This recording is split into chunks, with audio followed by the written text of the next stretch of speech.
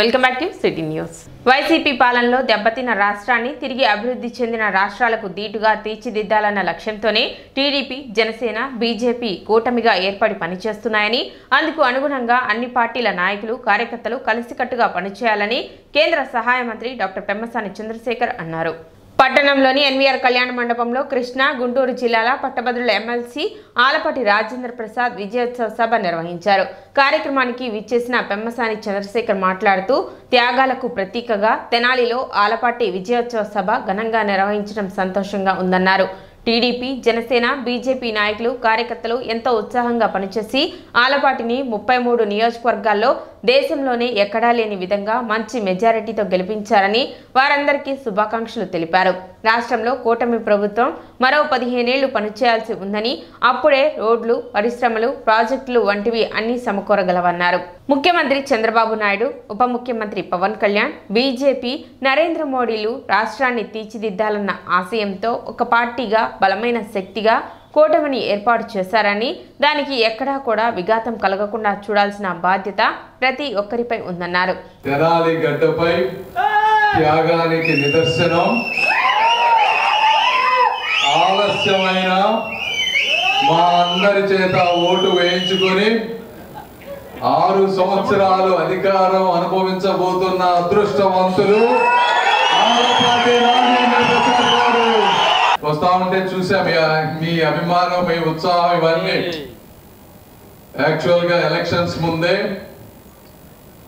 నాకు తెనాలి వస్తే అందరు వచ్చి, సార్ రాజా గారికి సీట్ ఇప్పిండి సార్ అనేవాడు. పొద్దున్న నుంచి సాయంత్రం దాకా రోజు ఇదే పంచాయతీ ఉండేది నాకు. ఎందుకంటే ఫస్ట్ గురిపాలెంలో నేను వచ్చింది ఇక్కడ అడుగు పెట్టినప్పుడు. ఏంది రాజా గారు ఎంత మందిని ఎట్లా చేసుకున్నారు, ఎంత పకడ్బందీగా ఇంతమంది చెప్తున్నారని నాకు కూడా ఆశ్చర్యం వేసేది. రాజా గారు చేపిస్తున్నారా, నిజంగానే అభిమానం ఉందా ఇందులో అని. అంటే ఆ విధంగా ఉంటే ఆ రోజున నాకు నిజంగానే అనిపించింది. వాస్తవం అంటే ఎంత కష్టపడకపోతే అందులో అన్ని రకాల వర్గాల వారు, కులాల వారు, మతాల వారు అందరూ వచ్చి చెప్పేవాళ్ళు 1కి 10 సార్లు. ఆ రోజున అప్పుడు నేను చంద్రబాబు నాయుడు గారితో మాట్లాడతా, సార్ చాలా అభిమానం ఉంది ఆయనకి, ఎట్టి పరిస్థితులు ఎక్కడ వచ్చాడు న్యాయం చేయాలి, ఇది ధర్మబద్ధం అని చెప్పి నాకు తెలిసిన లాంగ్వేజ్ లో నాకు ఎప్పుడో అవకాశం వచ్చినప్పుడు 1-2 సార్లు చెప్పాను. వారు కూడా ట్రై చేశారు. అయినప్పటికీ కొన్ని ఈ క్యాస్ట్ ఈక్వేషన్స్ వల్ల కానీ, సామాజిక సమీకరణల వల్ల కానీ ఆ రోజున కుదరలేదు. అయినప్పటికీ కూడా రాజా గారు చెప్పినట్టు మేమందరం కూడా ఎట్లా ఎవరిని అన్నప్పుడు ఇందులో నిస్సంకోచంగా వేరే వాళ్ళకి అవకాశం ఏమీ లేదు, ఇందులో పెద్ద డిస్కషన్ కూడా ఏమీ లేదని ఆ రోజు రాజా గారి పేరు మేమందరం కూడా సూచించడం జరిగింది. మా అందరి విజయానికి అఖండ మెజారిటీని తీసుకొచ్చారు ఆ రోజున. కాబట్టి వారికి ఇది తీసుకురావడం అనేది మా కనీస ధర్మం, కృతజ్ఞత, బాధ్యత. అదే మేము చేశాము. ఇందులో పెద్ద గొప్ప విషయం ఏమీ లేదు మేము చేసిన దాంట్లో. ఔటర్ రింగ్ రోడ్డు వచ్చేటప్పటికి 70 మీటర్లు అని పెట్టారు. ఫస్ట్ 70 మీటర్లు అంటే మేమేమన్నా 70 మీటర్లు అంటే ఇప్పుడు బాగానే ఉంటుంది, కాకపోతే ఒక 25-30-40 సంవత్సరాలకు వెళ్ళేటప్పటికి ఈ మా పెద్ద నగరం అయిపోతే అందరు ప్రతి ఇంటికి కారు వస్తే, ఎందుకంటే ఇక్కడ వాళ్ళందరూ భూముల రేట్లు పెరుగుతాయి, అందరూ కార్లు కొనుక్కునేటువంటి పరిస్థితి అన్నీ ఉంటుంది. ఫ్యూచర్లో ఇది సరిపోదని దాన్ని 140 మీటర్లు పెట్టమని అడిగాం. 70 మీటర్లతో ఎంత ప్రాజెక్ట్ స్టేజ్కి వచ్చిన తర్వాత మళ్ళీ మన చంద్రబాబు గారు వచ్చిన తర్వాత మళ్ళీ దాన్ని 140 మీటర్స్ అంటే మళ్ళీ మొత్తం రీడిజైన్లు చేయించాలి, క్యాబినెట్కి వెళ్ళాలి, మోదీ గారు అప్రూవ్ చేయాలి. దీనికి మళ్ళీ 4,000 కోట్లు ఎక్స్ట్రా ఖర్చు అవుతుంది. వారు భరిస్తారా, మనం భరిస్తామా, ఏ విధంగా భరిస్తాం, ఇవన్నీ చేయటం ఒక ఎత్తు. ఏది తీసుకురావాలి, ఏదో ఒకటి హడావుడిగా చేయాలంటే ప్రతి ఒక్కళ్ళు చేసేయగలుగుతారు. కానీ ఒక విజన్ తోటి ఈ ఆంధ్ర రాష్ట్రం అద్భుతంగా ఉండాలి, ఒక 40 ఏళ్ళు 50 ఏళ్ళు చరిత్రలో గుర్తు ఉండే విధంగా ఉండాలి అంటే అన్ని పకడ్బందీగా ప్లాన్తో చేయాల్సినటువంటి అవసరం. ఆలపాటి రాజేంద్ర ప్రసాద్ మాట్లాడుతూ, తనకు ఘన విజయాన్ని అందించిన పట్టభద్రులకు, కూటమి నాయకులు, కార్యకర్తలకు పేరు పేరున కృతజ్ఞతలు తెలుపుతున్నానని, పొత్తులో భాగంగా తనకు తెనాలి సీటు దక్కలేదని, కేడర్ ఎంతో నిరాశపడిందని, ఆ సమయంలో తాను కూడా ఒకంత బాధపడ్డానని చెప్పారు. ఆంధ్ర రాష్ట్రం కోసం పార్టీ నాయకత్వం ఆదేశాలను గౌరవించి కూటమి విజయానికి విస్తృతంగా పనిచేసి ఘన విజయం సాధించామని చెప్పారు. ఎమ్మెల్సీగా తన గెలుపు 3 పార్టీల నాయకులు, కార్యకర్తలకు మరింత బలం చేకూరాలే తప్ప మనస్పర్ధలు తావు ఉండకూడదని చెప్పారు. నియోజకవర్గంలో టీడీపీ, జనసేన, బీజేపీ పార్టీల వారందరూ కలిసికట్టుగా మన ప్రాంతాన్ని అభివృద్ధి చేసుకునేలా ముందుకు సాగాలని కోరారు. తనకు ఇంత ఘన స్వాగతం పలికిన కూటమి నాయకులు, కార్యకర్తలకు కృతజ్ఞతలు తెలిపారు. రమసాన్ గారు వచ్చారు కాబట్టి ఇక్కడ దాకా వచ్చారు, లేకపోతే వెళ్ళిపోదామని చెప్పి నిజంగానే అడుగు మా అనికల నేను దిగి నుంచున్న కారు పిలిపించని చెప్పాను నేను. ఆయన ఎటో పోయాడు, నన్ను పిలిపించమంటే ఆయన ఎటో పోయాడు కుర్దీస్ గారు. అంటే ఎందుకంటే మనం చేసుకునే పండగ అయినా లేకపోతే ఇంకోటైనా మన ఆనందం ఇంకోళ్ళకి కష్టం కలగకూడదు.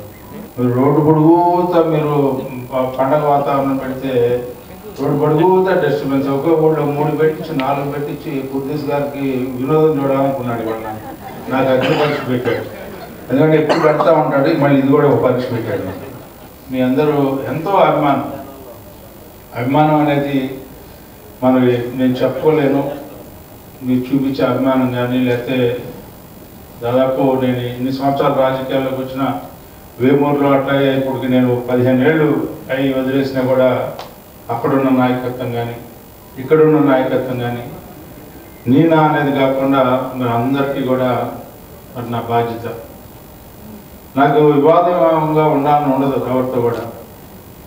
ఎవరన్నా ఉంచుకోవాలనుకున్నా కూడా అది వాళ్ళ విజ్ఞతగా వదిలేస్తాను.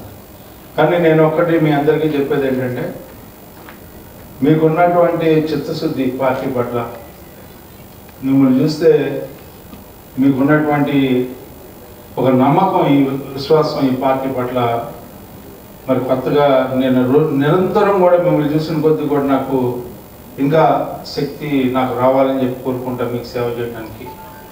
ఈ 6 ఏళ్ళు మిమ్మల్ని ఎక్కడ కూడా ఇబ్బంది పెట్టకుండా మీకున్న సమస్యల్ని పార్టీ పరంగా మన నాయకుడు కేంద్ర మంత్రి వర్యులు చంద్రశేఖర్ గారు, అదేవిధంగా మన పక్కనున్న మనకి ఏది అవసరం వచ్చినా మనం ఈ అన్నదమ్ములు ఉండే ఆనంద్, మరి వీళ్ళిద్దరి యొక్క నాయకత్వం, అదేవిధంగా జనసేన నాయకులు మనోహర్ గారు, అదేవిధంగా వాళ్ళకి అధికారం ఉన్నా లేకపోయినా ఇక్కడ బీజేపీ నాయకత్వంకి ఎవరికి ఏది అవసరమైనా కూడా మనందరం కూడా కలిసి పనిచేద్దాం. ఎక్కడ విభేదం లేకుండా ఉండాలి. మనందరి యొక్క కలయిక వల్ల అది party, Telugu Desam party, Janasena, BJP ముగ్గురు కూడా కలయిక వల్ల మనం అపారమైనటువంటి శక్తి సంపన్నులయ్యాం అనేది అందరూ కూడా గుర్తుపెట్టుకోవాల్సినటువంటి మొదటి అంశం. దానికి ఎక్కడ విఘాతం కలగకుండా మనం చూసుకోవాల్సిన అవసరం ఉంది. సమాజ శ్రేయస్సు కోరి సమాజం ముందుకు నడవాలంటే ఈ రోజున ఈ త్రయం కలిసి నడుచుకోవాల్సిందే. ఆ రకంగా మనం ప్రగతి సాధించుకోవాలి. ఎందుకంటే ఈ రోజున కేంద్రం యొక్క సహకారం ఉండాలి. ఇక్కడ వీళ్ళిద్దరి యొక్క జోడి నాయకత్వంలో మనందరం కూడా సమర్థవంతంగా పనిచేయాల్సినటువంటి అవసరం. నేను మీ అందరికీ విజ్ఞప్తి చేసేది, పెద్దల సహకారంతో మనకి ఏదైతే మనకు సమస్యలు ఉన్నాయో ఆ సమస్యలను పరిష్కరించుకుందాం. ఎక్కడ కూడా విభేదాలకి తావు లేకుండా మనం కారకులు కాకూడదు. దేనికి కూడా అది గుర్తుపెట్టుకోండి. మనం ఏదైతే చూపించుకోకూడదు అది కూడా గుర్తుపెట్టుకోవాలి. మనం మార్గదర్శకులుగా ఉన్నామనే భావన మనం ఏ రకంగా ఈ రోజున ఎన్నికల్లో మనం పనిచేసి గెలుపుకి కారణమయ్యాము. మనం ఈ రోజున మరలా మనకేదో అధికారం వచ్చిందని చెప్పి వేరే రకమైన ఆలోచనలు ఎక్కడన్నా చేసినట్టు కానీ ఎక్కడైనా అలాంటి మచ్చ వచ్చేలాగా మనం ఎవరితో ఏలెత్తి చూపించుకునే దానికి ఎవరు కూడా ప్రయత్నించొద్దు అని చెప్పి మీ అందరికీ మనవి చేస్తూ, నిర్దిష్టమైనటువంటి క్రమశిక్షణతో మనం ముందుకు నడవాలి అని చెప్పి సందర్భంగా మిమ్మల్ని అందరినీ కోరుకుంటూ, మరి ఈ రోజున నాకు ఇచ్చిన గౌరవం, నా మీద చూపించిన ఆత్మీయత, అభిమానం, ప్రేమ, వీళ్ళు ఎప్పుడు కూడా ఏ రకంగా ఉన్నా కూడా మర్చిపోలేనటువంటి మీరు అభిమానాన్ని చూపిస్తూ ఉంటారు. ఎందుకంటే నేను ఎక్కువగా మిమ్మల్ని కసురుకుంటూ ఉంటాను. ఎందుకంటే మిమ్మల్ని లైన్లో పెట్టకపోతే ఇవాళ జరిగిన రక్ష జరిగింది. నేను మామూలుగా నాకంటే ఎక్కువ ఆనందపడ్డాడు ఇవాళ మా కమిషన్ చంద్రశేఖర్ గారు. ఆయన మ్యూజిక్ వస్తూ ఉండంటే డీజే కొడతా ఉండంటే ఈయన కూడా డ్రమ్స్ కొడతా ఉన్నాడు పైన. మరి అంత ఆనందపడ్డాడు మా చంద్రశేఖర్ గారు. నేనే ఎంత తొందరగా ముందుకు వెళ్తే అక్కడ మీ అందరూ ఇబ్బంది పడతారు, 10 అయిపోతుంది, ఇళ్ళకి వెళ్ళకుండా అన్నం తిన్నారో లేదో అసలు ఎదుగుదా ఎవరి కాళ్ళు.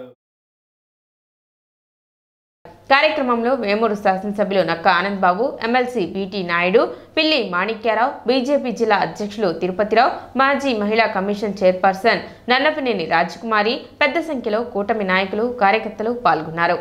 పూర్తి నమ్మకం ఉంది, మళ్ళా భయం ఉంది. రాజకీయ పరిస్థితులు, ఈ కూటమి, ఈ పార్టీలు ఏమైందో ఏంటో.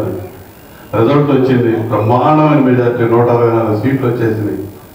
గుర్తుంటాలో లేదా ఏంటో ఏం జరుగుతుందో అనుకున్నాను. కానీ 6 నెలల ముందే నాకు అర్థమైపోయింది ఎమ్మెల్సీ ఇస్తున్నారు. నిజంగా నేను పడ్డ ఆనందం ఉంటాయి. నేను గెలుపు గురించి అసలు ఒక్క నిమిషం కూడా 6 నెలల నుంచి ఆలోచించరా. అయిపోయాం, ఎమ్మెల్సీ అయిపోయామనే దీనిలోనే ఉన్నా. కాబట్టి మరి ఆ మెజార్టీ కూడా ఎప్పుడు ఈ గ్రాడ్యుయేట్స్ ఎన్నికల చరిత్రలో ఎప్పుడు లేని మెజార్టీ అందించినటువంటి ఓటర్లందరూ కూడా ఈ 2 జిల్లాలు, ఇవాళ విడిపోయిన జిల్లాలు దాదాపు 6 జిల్లాలకు ప్రాతినిధ్యం వహించేటటువంటి ఎమ్మెల్సీ ఇది. మరి అటువంటి ఘన విజయాన్ని అందించిన ఓటర్లందరికీ పార్టీ కార్యకర్తలు, నాయకులు మరి 6 నెలలు ఓటర్ ఎన్రోల్మెంట్ దగ్గర నుంచి ఎన్నో రకాలుగా కష్టపడి మరి ఈ విజయాన్ని అందించిన ప్రతి ఒక్కరు కూడా హృదయపూర్వక ధన్యవాదాలు, నమస్కారాలు తెలియజేస్తూ, ఖచ్చితంగా మన అభిమాన నాయకుడు రాజేంద్ర ప్రసాద్ గారి ఎమ్మెల్సీతో ఆగడు. ఖచ్చితంగా ఇంకా మంచి భవిష్యత్తు పూర్తి విశ్వాసం నాకుంది. ఎందుకంటే ఒకప్పుడు ఉమ్మడి జిల్లాలో పూర్తి స్థాయిలో రాజకీయాన్ని నడిపినటువంటి వ్యక్తిగా ఖచ్చితంగా మళ్ళా మంచి రోజులు రాబోతామని, ఇంకా మంచి రోజులు వస్తాయి ఖచ్చితంగా. ఇక్కడికి వచ్చినటువంటి జనసేన, భారతీయ జనతా పార్టీ, తెలుగుదేశం నాయకులు అందరూ కూడా ఆశీస్సులతో ఈ అభినందన సభ ఏర్పాటు చేసుకున్నారు.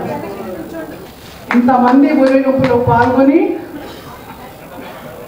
ఊరేగింపులు దిగ్విజయంగా ముగించుకుని రాత్రి 10 గంటల అవుతారు ఇక్కడికి రావటం అంటే నేను బహుశా అయితే రాజకీయ ఇంత లేటుగా జరగడం అనుకుంటున్నాను. దాని పొడుగుతో అభినందనలు అందుకున్నారు. ఈరోజు చంద్రబాబు గారు ఎప్పుడు కూడా ఒక మాట అనేవారు. నేను పోయినసారి కూడా చెప్పాను రాజాని గురించి, ఎలక్షన్ కింగ్ అని. ఈరోజు నిజంగానే ఎలక్షన్ కింగ్ అయ్యాడు ఆయన.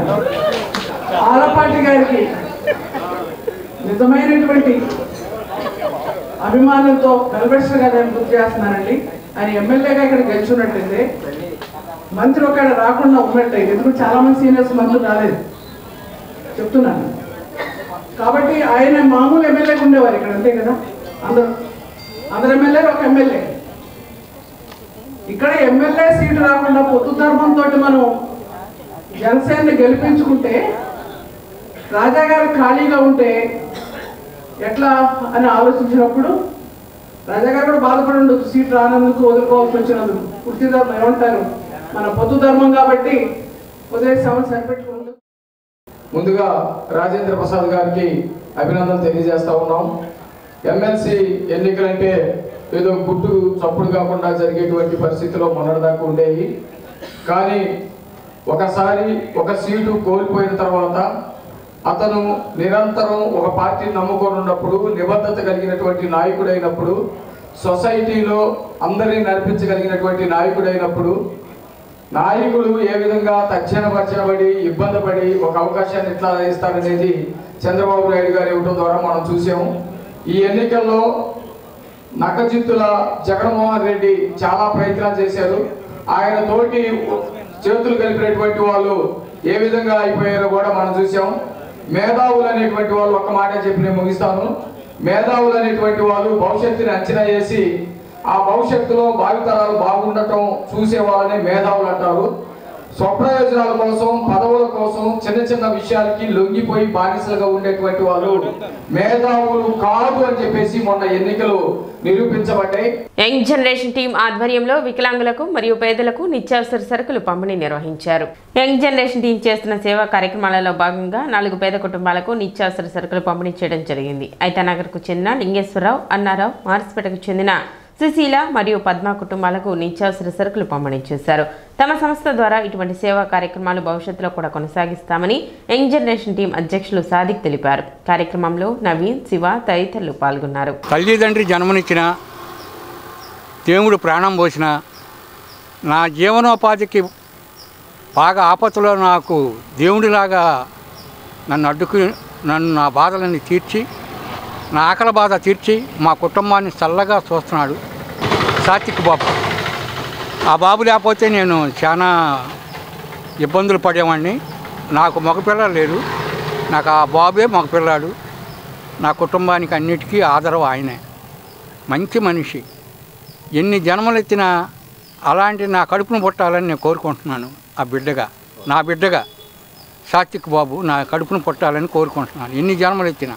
మరి మా యంగ్ జనరేషన్ టీం చేస్తున్న సేవా కార్యక్రమాల్లో భాగంగానే ఈరోజు 4 పేద కుటుంబాలకి యంగ్ జనరేషన్ టీం ఆధ్వర్యంలో నెలవారీ సరుకులు అలానే బియ్యం బస్తా అందజేయడం జరిగింది. ఐతానగర్కి చెందిన లింగేశ్వరరావు గారు మరి గతంలో కూడా ప్రతి నెల ఆ కుటుంబానికి మా తరపున నిత్యావసర సరుకులు అందిస్తూ వస్తున్నాము. మరి అలానే అన్నారావు గారు ఎవరైతే చేతులు లేకుండా కాళ్ళు లేకుండా ముసలి వాళ్ళు ఉంటారో ఇలాంటి వాళ్ళందరికీ మా టీం తోడుండి వాళ్ళకి సాయం చేద్దామన్న ఉద్దేశంతో నడుస్తున్నాము. మరి ఇలానే ఎవరికి ఎటువంటి అవసరం ఉన్నా సరే మా యంగ్ జనరేషన్ టీంను సంప్రదించవచ్చు. నా ఫోన్ నెంబర్ వచ్చేసి 7075746123. ఏ టైంలో ఏ ఆపద ఉన్నా సరే మాకు ఫోన్ చేయండి. మా టీం వెంటనే స్పందించి మీకు సహాయం చేస్తుందని తెలియజేస్తున్నాము. సిటీ న్యూస్ ముగించే ముందు ముఖ్యాంశాలు మరోసారి.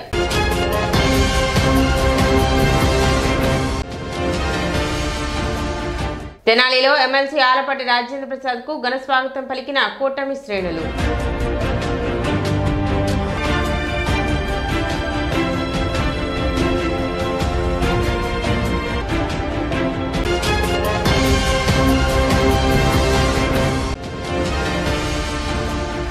వైసీపీ పాలనలో దెబ్బతిన్న రాష్ట్రాన్ని అభివృద్ధి చేయాలన్న లక్ష్యంతో కూటమి పనిచేస్తుంది. ఎమ్మెల్సీ ఆలపాటి విజయోత్సవ సభలో పేర్కొన్న కేంద్ర సహాయ మంత్రి చంద్రశేఖర్.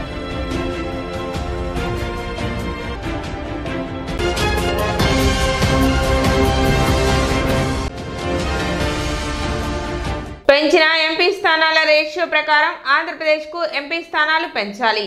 తెనాలి నియోజకవర్గ Congress party incharge doctor Chandu Sambasivudu demand.